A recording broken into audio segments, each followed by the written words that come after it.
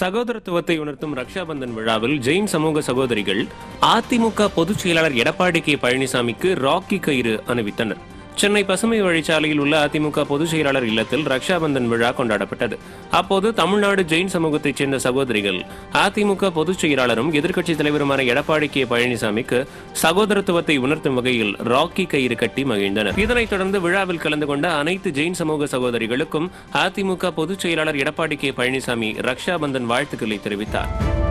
திருப்பூர் மாவட்டம் உடுமலை திருமூர்த்தி அணையிலிருந்து 2ஆம் மண்டல பாசனத்திற்காக வினாடிக்கு 250 கன அடி தண்ணீர் திறக்கப்பட்டுள்ளது. உடுமலை திருமூர்த்தி அணையிலிருந்து டிசம்பர் 16ஆம் தேதி வரை 120 நாட்களுக்கு 4 சுற்றுகளில் இடைவெளி விட்டு 8000 மில்லியன் கன அடி நீர் திறக்கப்படும் என அறிவிக்கப்பட்டுள்ளது. அணைக்கு வரும் நீர்வரத்து 889 கன அடியாக உள்ள நிலையில் 250 கன அடி நீர் திறக்கப்பட்டுள்ளது. மேலும் அணையில் இருந்து திறக்கப்படும் நீரின் அளவு படிப்படியாக அதிகரிக்கப்படும் என தெரிவிக்கப்பட்டுள்ளதால் விவசாயிகள் மகிழ்ச்சியடைந்துள்ளனர்.